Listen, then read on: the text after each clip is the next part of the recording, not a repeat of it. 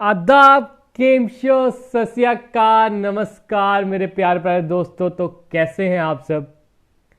तो आज हम आपके लिए कॉस्ट अकाउंटिंग का पार्ट नंबर 4 लेके आए हैं, जिसमें हम बात करेंगे क्लासिफिकेशन ऑफ कॉस्ट। तो पहले हम बात कर लेते हैं हमने कॉस्ट अकाउंटिंग में अभी तक क्या पढ़ा है। तो पार्ट नंबर 1 में सर हमने इंट्रोडक्शन पढ़ा था, जिसमें हमने उसके ऑब्जेक्टिव्स, कॉस्ट अकाउंटिंग होता क्या, उसके ऑब्जेक्टिव्स क्या हैं, उसके एडवांटेजेस क्या हैं, उसके डिसएडवांटेजेस क्या हैं। सेकंड पार्ट में हमने सर उसके मोस्ट इंपॉर्टेंट टॉपिक जो है that is elements of cost पढ़ा था, जिसके एलिमेंट्स ऑफ कॉस्ट कौन से हैं? 3 है। एलिमेंट्स ऑफ कॉस्ट 3 है, that is material, labour and expense. ये 3 थे आपके एलिमेंट्स ऑफ कॉस्ट। फिर जो last video that is part number 3, part number 3 में another important thing that is cost sheet के बारे में हमने पढ़ा। जो बड़ी बड़ी कंपनीज हैं वो कॉस्ट शीट को कैसे क्लासिफाई करते हैं, कैसे एनालाइज करते हैं, वो कैसे उसमें जो डिफरेंट उसके कंपोनेंट्स रहते हैं उसको बनाते हैं। तो एक बार देख लेते हैं, लास्ट वाली वीडियो को डिस्कस करेंगे। क्या हमने बात की थी सर? प्राइम कॉस्ट क्या है? प्राइम कॉस्ट है direct material plus direct labour plus direct expenses. जिन्होंने यह लेक्चर नहीं देखा, ऊपर आई बटन में प्रोवाइडेड, आप उधर से देख सकते हो। सेकंड सर हमने बात की थी जब हम प्राइम कॉस्ट में प्लस कर देते हैं फैक्ट्री ओवरहेड, ठीक है, प्राइम कॉस्ट में फैक्ट्री ओवरहेड जब हम प्लस कर देते हैं तो हमारा आंसर आएगा वर्क कॉस्ट या फैक्ट्री कॉस्ट। सर उसके बाद हमने बात की थी वर्क कॉस्ट में अगर हम प्लस कर देंगे एडमिनिस्ट्रेटिव ओवरहेड या ऑफिस ओवरहेड आप कह सकते हो, तो हमारा आंसर आ जाता है cost of production. Work cost में अगर हम ऑफिस के खर्चों को ऐड कर देंगे तो हमारा आंसर आता है cost of production. Cost of production में अगर हम ऐड करते हैं सेलिंग एंड डिस्ट्रीब्यूशन ओवरहेड तो हमारा आंसर आता है कॉस्ट ऑफ सेल। तो ये पढ़ा था हमने लास्ट वीडियो में, जो मेन चीज आप तक पहुंचानी थी। फिर मैंने बोला था कि हमारी नेक्स्ट वीडियो रहेगी एमसीक्यू बेस्ड, जिसमें हम कॉस्ट शीट के एमसीक्यू करेंगे। तो मैंने रियलाइज किया क्यों ना लास्ट में इकट्ठे आपको इसके बल्क में मैं क्वेश्चंस कराऊंगा, तब आपका सारा रिवाइज भी हो जाएगा। तो एमसीक्यू एक साथ ही हम एक ही वीडियो में करेंगे जब ये कॉस्ट अकाउंटिंग टॉपिक खत्म हो जाता है। तो आज हम अपना नया पार्ट करने जा रहे हैं, दैट इज पार्ट नंबर 4, जिसमें हम बात करेंगे क्लासिफिकेशन ऑफ कॉस्ट। क्या है क्लासिफिकेशन ऑफ कॉस्ट? मतलब कॉस्ट को बांटना, different different types of cost भी आप बोल सकते हो। बड़े से लोग आए, उन्होंने कहा कॉस्ट को आप बांटो डायरेक्ट एक्सपेंसेस और इनडायरेक्ट एक्सपेंसेस के अकॉर्डिंग। और लोग आए, वो कहते आप कॉस्ट को काटो control cost plus uncontrollable cost. फिर और लोग आए, कुछ लोग कहते हैं कॉस्ट को बांटो नॉर्मल कॉस्ट और एबनॉर्मल कॉस्ट के अकॉर्डिंग। और लोग आए तो कुछ कहते एक्टिविटी के अकॉर्डिंग बांट दो, that is fixed cost, variable cost, semi variable cost में बांट दो। लोग आते गए कॉस्ट को डिवाइड करते गए लेकिन थके नहीं। तो उसी कारण में आपके लिए मोस्ट इंपॉर्टेंट टाइप्स लेके आया हूं। कॉस्ट को बड़े तरीके से बांटा गया है, मैक्सिमम मैं सभी उठा के लेके आया हूं, क्योंकि मैं नहीं चाहता कि आपके एग्जाम में कहीं से भी मार्क्स ना कटे। तो बात करते हैं कॉस्ट को कितने तरीकों में बांटा गया। पहला बेसिस उसका आ जाता है, स्क्रीन छोटी पड़ रही है, that is elements, on the basis of elements।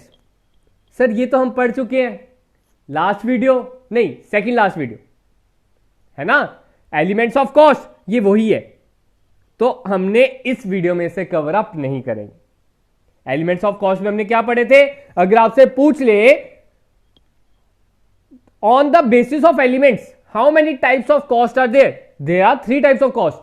वो कौन कौन सी थी सर? वो कॉस्ट थी हमारी मटेरियल की कॉस्ट थी, लेबर की कॉस्ट थी, और थर्ड हमारी एक्सपेंस कॉस्ट थे, ठीक है, अदर एक्सपेंसेस थे। वो हमारा था on the basis of element. अब अगली जिस बेसिस पे बांटा गया that is on the basis of degree of traceability. Traceability के अकॉर्डिंग उन्होंने बांटा एक्सपेंसेस को, ठीक है। और किस तरीके से बांटा है? On the basis of change in volume, जो इसी वीडियो में कवर करेंगे, on the basis of controllability, on the basis of normality, on the basis of accounting period, planning and controlling, association with the product and on the basis of managerial decision. इन सभी के बारे में हम इस video में discuss करेंगे। तो थोड़ा सा धैर्य रखिए, अपनी कॉपियां निकाल लीजिए और लिखना स्टार्ट कर दीजिए। जो जो मैं पॉइंट बोलूंगा वो लिखना, एग्जाम्पल लिखना, बाकी आप तक सब कुछ पहुंच जाएगा। घबराने वाला कुछ नहीं। आप चाहे जिस मर्जी जगह से एमसीक्यू कर लीजिए, मैं आपको गारंटी देता हूं आप इसके एमसीक्यू आसानी से कर लोगे। आगे क्या है? Classification on the basis of traceability. Traceability के अकॉर्डिंग कॉस्ट को दो हिस्सों में बांटा। एक आ जाता है डायरेक्ट कॉस्ट, एक आ जाता है इनडायरेक्ट कॉस्ट। ये भी तो पढ़ा हुआ है, हमने पढ़ा था ये किसमें sir? Profit and loss account and trading account में। ट्रेडिंग अकाउंट में कौन से आते थे sir? Direct expense. Profit and loss में कौन से आते थे? Indirect expense. तो ये भी उसी तरह के हैं, आप पढ़ सकते हो ध्यान से। तो आप कह सकते हो ये वाला पार्ट भी हमने पढ़ा हुआ है। तो क्या है डायरेक्ट कॉस्ट?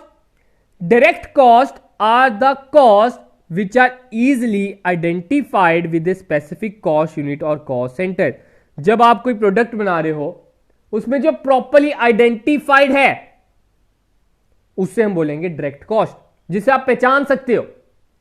जैसे कि शर्ट की डायरेक्ट कॉस्ट क्या है? क्लॉथ। शूज की डायरेक्ट कॉस्ट क्या है? लेदर। टेबल की डायरेक्ट कॉस्ट क्या है? वुड। तो ये है जो आप उसे आसानी से पहचान सकते हो, ये चीज लिख लो, उसे हम बोलते हैं direct cost. Some of the most basic examples of the material used in the manufacturing of product और the labour involve with the production process. तो क्या है मोस्ट एग्जांपल? क्या रहती है इसकी? Materials used in the manufacturing और साथ में लेबर जो इन्वॉल्व है।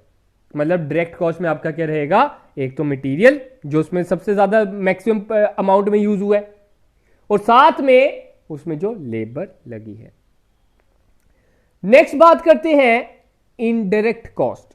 इनडायरेक्ट कॉस्ट जो बच गया उधर कर दिया इन्होंने इनडायरेक्ट कॉस्ट, ठीक है। अब जो बाकी हमारी कॉस्ट बच गई वो सारी इनडायरेक्ट कॉस्ट है। तो इनडायरेक्ट कॉस्ट कौन सी है?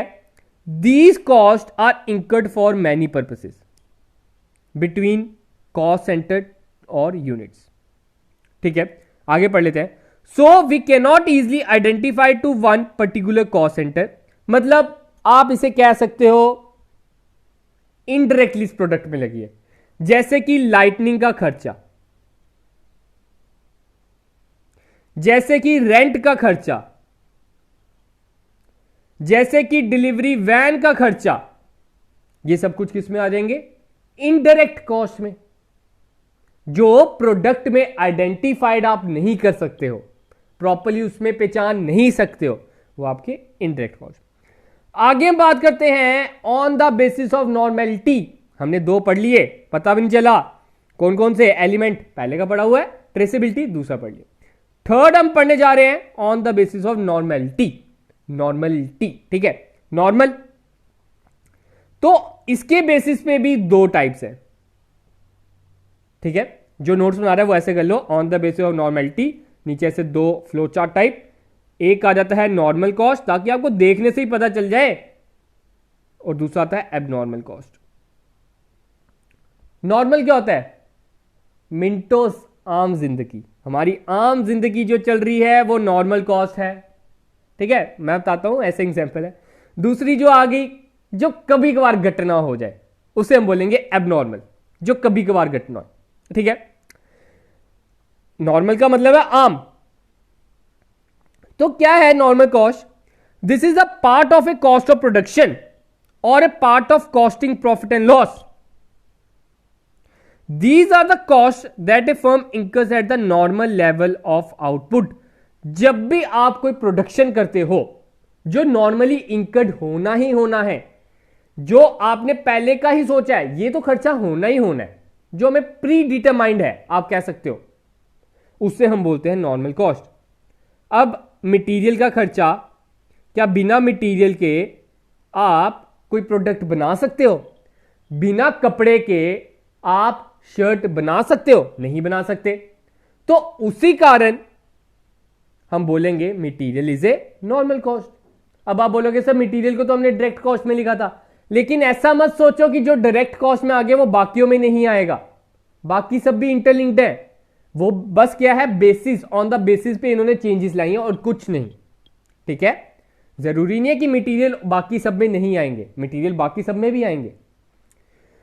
तो नॉर्मल कॉस्ट आपने बस इसमें यह चीज याद रखनी है दैट द नॉर्मल कॉस्ट क्या है, जो नॉर्मल कोर्स ऑफ बिजनेस में इंकर्ड होती है, जो आपने पहले का ही सोचा ये खर्चा लगना ही लगना है, आप इसको रोक भी नहीं सकते। दूसरा आता है abnormal, once in a blue moon, कहावत है ना, कभी कभार, जो अनहोनी के कारण हो जाए।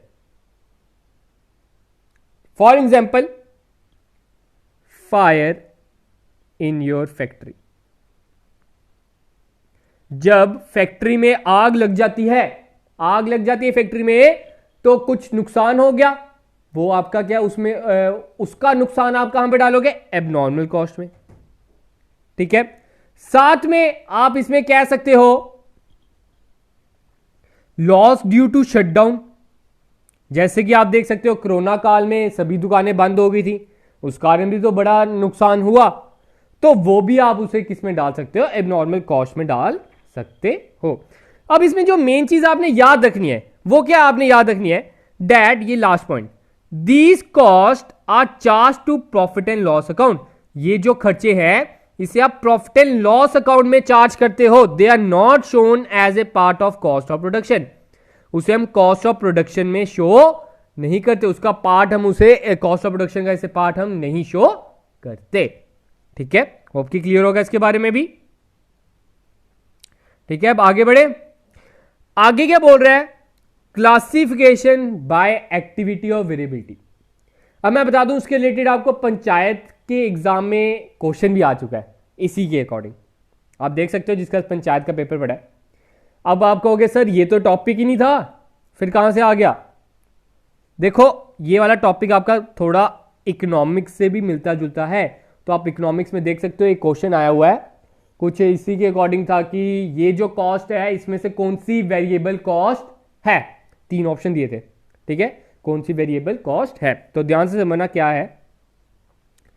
On the basis of activity, activity के बेसिस पे कॉस्ट को 3 पार्ट्स में बांटा है। पहला आता है फिक्स्ड कॉस्ट, फिक्स्ड। दूसरा आता है वेरिएबल कॉस्ट, तीसरा आता है सेमी वेरिएबल कॉस्ट। 3 कॉस्ट होगी, fixed cost, variable cost, semi variable cost. As the name suggest, पहला वाला पढ़ते हैं।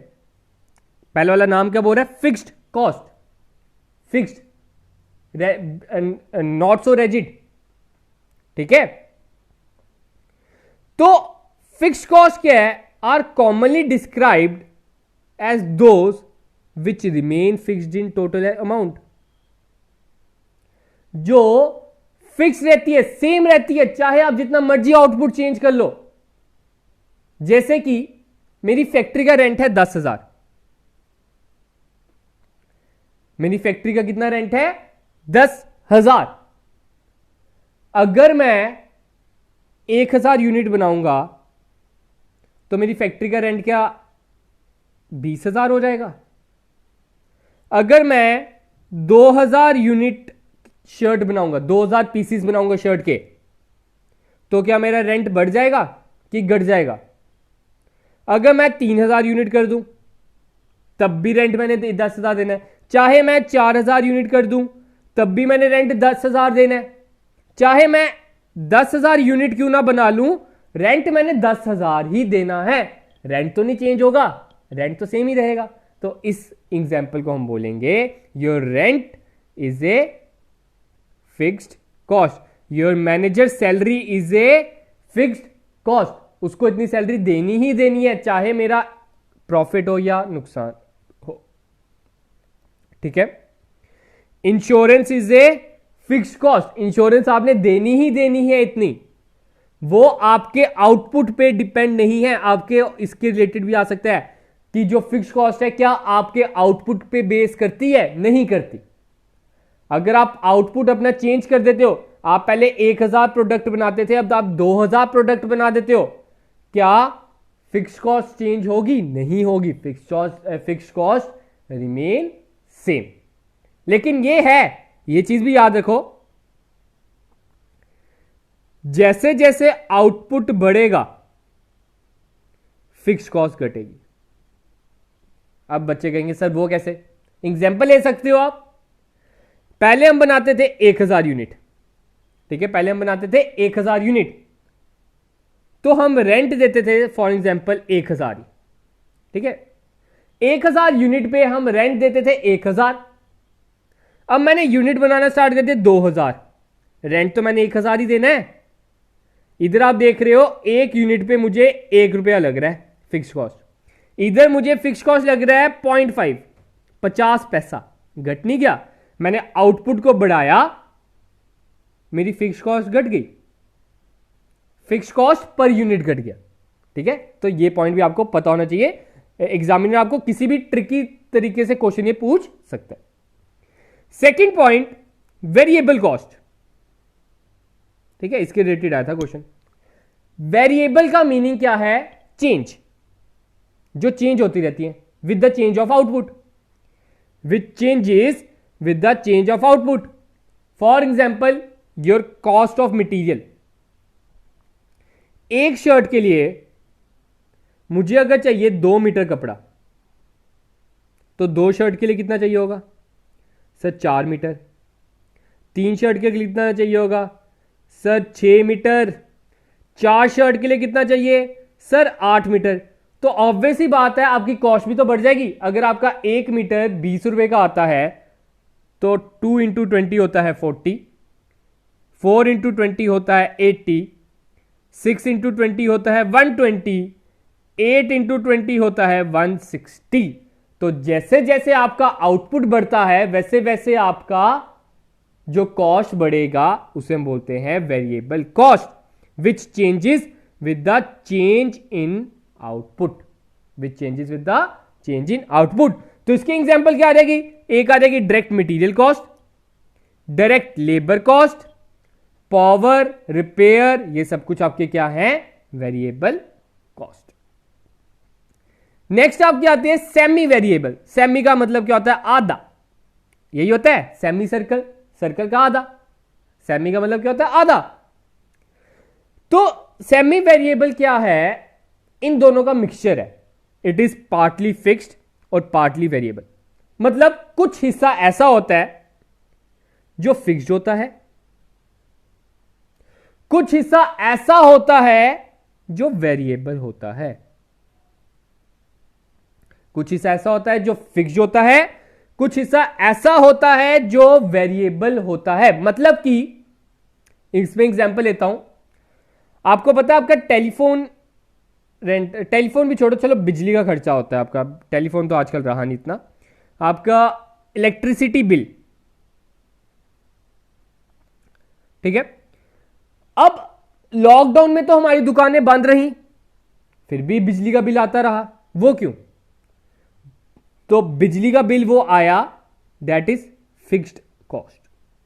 इसमें क्या होता है, आपने अगर बिजली के बिल में लिया है 2 किलोवाट का, जो उसमें होता है यूनिट्स होती हैं जो भी होती हैं, उस पर आपको देना होता है फिक्स्ड कॉस्ट। मतलब ज्यादा नहीं होते, 20 to 30 रुपीज ही होते हैं। तो ये 20-30 रुपए आपको देने ही देने हैं, चाहे आप बिजली का इस्तेमाल करो ना करो, चाहे आप साल भर दुकान बंद रखो, लेकिन ये जो फिक्स्ड कॉस्ट है ये आपने देने ही देने हैं। उसके ऊपर आपको एक्स्ट्रा कॉस्ट देनी पड़ती है, उसके ऊपर आपको पर यूनिट कॉस्ट देनी पड़ती है। अगर आपने 100 यूनिट यूज की, समझ लो 3 रुपए पड़ती है, तो 300 रुपए आपने साथ में देने हैं, और ये जो 20 रुपए आपके फिक्स कॉस्ट है ये भी देने हैं। तो आपका टोटल कॉस्ट कितना हो जाता है? 320। तो सेमी वेरिएबल कौन से होते हैं? Which is partly fixed and partly variable. Example क्या आ जाती है? टेलीफोन बिल भी आप कह सकते हो, साथ में इलेक्ट्रिसिटी बिल भी आप कह सकते हो। होप कितना क्लियर होगा। आगे हम बात करते हैं classification on the basis of controllability. Controllability के अकॉर्डिंग। कंट्रोल का मतलब क्या? संभालना, जो आप उसे संभाल सकते हो। तो इसके भी दो टाइप्स है, that is controllable cost and another one is uncontrollable cost. Simple English भाषा, ये जो वर्ड है इंग्लिश वर्ड है। कंट्रोलेबल का क्या मतलब है? Which is in the hands of businessman, जिसे बिजनेसमैन कंट्रोल कर सकता है, जिसके ऊपर बिजनेसमैन का हक है। तो आप कह सकते हो which can be influenced by the action of specific member, this is to say which are at least partly within the control of management, जो मैनेजमेंट के कंट्रोल में रहता है। जैसे कि डायरेक्ट कॉस्ट कैसे? मटेरियल का कॉस्ट, ठीक है। मटेरियल कॉस्ट आपके हाथ में है, वो आपकी मर्जी है कि आप एक शर्ट में 3 मीटर यूज करोगे कि 2 मीटर यूज करोगे। ऑप्टिमम यूज कर सकते हो, वो तो ऑब्वियस बात है, आपको शर्ट थोड़ी छोटी बनानी पड़ेगी, तो वो तो आपके हाथ में ना, आप कंट्रोल कर सकते हो कि आपने कौन सा मटेरियल यूज करना है, इंफीरियर की सुपीरियर। तो इसे आप बोल सकते हो कंट्रोलेबल कॉस्ट। आपने कौन सी लेबर यूज करनी है? ट्रेंड लेबर यूज करनी है कि अनट्रेंड? अनट्रेंड तो सस्ती मिल जाएगी, ट्रेंड वाला महंगा बड़ा है, तो वो आपके कंट्रोल में है। दूसरा वो बोलता है विच आर अनकंट्रोलेबल, जो आपके कंट्रोल में नहीं है, जिसे आप कम ज्यादा नहीं कर सकते हो। तो इसमें आपकी एग्जांपल आ जाती है रेंट ऑफ ए बिल्डिंग, ठीक है। तो आपने बिल्डिंग का रेंट तो उतना ही देना है। अब आप छोटी बिल्डिंग लोगे तो उसमें आपका प्रोडक्शन भी तो कम होगी। हमने इसमें एजप्शन करनी होती है। आप सब कह रहे होगे सर रेंट तो हम चेंज भी कर सकते हैं, वो जगह जगह पे डिपेंड है। तो हम कम रेंट देंगे तो हमें कम जगह मिलेगी, कम जगह हमें मिलेगी तो उधर प्रोडक्शन भी तो कम होगा। तो आप इसे कंसिडर कर सकते हो as a uncontrollable cost. Hope कि क्लियर होगा। अब आगे बात करते हैं classification on the basis of normality. तो ये तो हम ऊपर वैसे पढ़ चुके हैं, डबलिंग हो गई मेरे हिसाब से। तो आगे हम बात करते हैं अगला, that is classification by accounting period. किसके बेसिस पे? Accounting period. तो मैं बता दूं ये भी हम पढ़ चुके हैं स्टार्टिंग के लेक्चर्स में, ठीक है। अब आपको याद होगा हमने पढ़ा था capital expenditure and revenue expenditure. Starting के फर्स्ट 2 लेक्चर्स में आपको ये मिल गया होगा, जिसने में पुराने लेक्चर्स देखे हैं उन्हें पता है, ठीक है। Capital expenditure and revenue expenditure. तो उसके बेसिस पे, अकाउंटिंग पीरियड के बेसिस पे ये 2 टाइप्स हैं इसकी, that is capital cost and revenue cost. तो कैपिटल कॉस्ट क्या है? Sir capital cost is that cost which is incurred in purchasing assets either to earn income or increasing the earning capacity। या आप बोल सकते हो such cost is incurred at one point of the time but the benefits are accruing from it are spread over a number of accounting year। मतलब कि capital cost वो cost है जिसका खर्चा आप एक बारी कर देते हो, लेकिन फायदा सालों भर लेते हो, सालों भर चलता है वो, उसे हम बोलते हैं capital cost. For example expenditure on purchasing of building. क्या बिल्डिंग आप रोज के रोज ले रहे हो? बिल्डिंग आपने एक बारी ली, उसका जो मेंटेनेंस का खर्चा, आप कितने मेंटेनेंस का खर्चा तो चलो उसका एक्सपेंस हो गया अलग, लेकिन जो बिल्डिंग आपने खरीदी 10 करोड़ की खरीदी, 20 करोड़ की खरीदी, उसका खर्चा तो एक ही बारी पे किया, ठीक है। तो इसे हम बोलते हैं कैपिटल कॉस्ट। अब इसका मेन काम क्या होता है कैपिटल कॉस्ट का? To earn income and increasing the earning capacity. अब आपने बिल्डिंग खरीदी, क्यों? ताकि आप उधर अपनी फर्म खोल सको, उधर अपना बिजनेस खोल सको, उधर आप अपना प्रोडक्ट शो कर सको। तो कैपिटल कॉस्ट का मेन मकसद है to increase your earning capacity. Next आपका आता है रेवेन्यू कॉस्ट। नेक्स्ट आपका क्या आता है? Revenue cost. तो रेवेन्यू कॉस्ट क्या है? इसी का उल्टा है। रेवेन्यू कॉस्ट क्या होता है? it an expenditure is done in order to maintain the earning capacity of a concern such as cost of maintaining an asset. अब आपने ऊपर बिल्डिंग तो खरीद ली, लेकिन बिल्डिंग का अगर आप मेंटेनेंस का खर्चा देते हो, टाइम टू टाइम मेंटेनेंस भी चाहिए, तो उसे हम बोलेंगे रेवेन्यू कॉस्ट। कह सकते हो ये हर साल होने वाला खर्चा, वो कोई 4-5 सालों में होने वाला खर्चा है जो बड़ी अमाउंट वाला, जो बड़ी अमाउंट वाला खर्चा है वो आपका क्या रहता है, कैपिटल कॉस्ट। और दूसरा क्या रहता है, रेवेन्यू कॉस्ट। रेवेन्यू कॉस्ट में कौन सा आपका आ जाता है, आप कह सकते हो सैलरी, डेप्रिसिएशन, रिपेयर, छोटे मोटे खर्चे आप कह सकते हो सारे रेवेन्यू कॉस्ट में। और इसका फायदा सिर्फ इसी साल तक आप लेते हो, अगले साल इसका फायदा नहीं मिलता। ठीक है, तो ये था आपका रेवेन्यू कॉस्ट। तो अब आगे आपका प्लानिंग एंड कंट्रोलिंग के बेसिस, फिर प्रोडक्ट पे बेसिस और मैनेजरियल डिसीजन पे बेसिस। तो ये जो लेक्चर है ये हम आगे नेक्स्ट वीडियो में कंटिन्यू करेंगे। मुझे लगा नहीं था कि इतना टाइम लग जाएगा इस वीडियो को बनाने में, क्योंकि देख रहे हो आपका टाइम आप ऊपर देख सकते हो 8:40 हो गया अराउंड। तो उसके बाद अभी एडिट भी करनी है, फिर वीडियो आपको प्रोवाइड भी करनी है। तो आज के लिए हम अपनी वीडियो इतनी रखते हैं। होप कि आपको वीडियो अच्छी लगी होगी। तो अगर अच्छी लगी है तो लाइक कर दें, लाइक करने के साथ सब्सक्राइब भी कर लें, साथ में शेयर भी कर लें।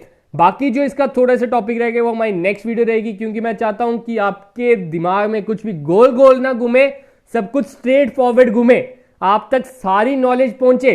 इसलिए ज्यादा भागने की जरूरत नहीं है। मैं आपको गारंटी देता हूं जल्द से जल्द आपका मैं सिलेबस कंप्लीट करा दूंगा, एंड फिंगर क्रॉस जल्द से जल्द होगा, घबराओ मत। तो गाइस आज के लिए हम इतना ही रखते हैं। तो thank you guys, have a good day and enjoy your day guys.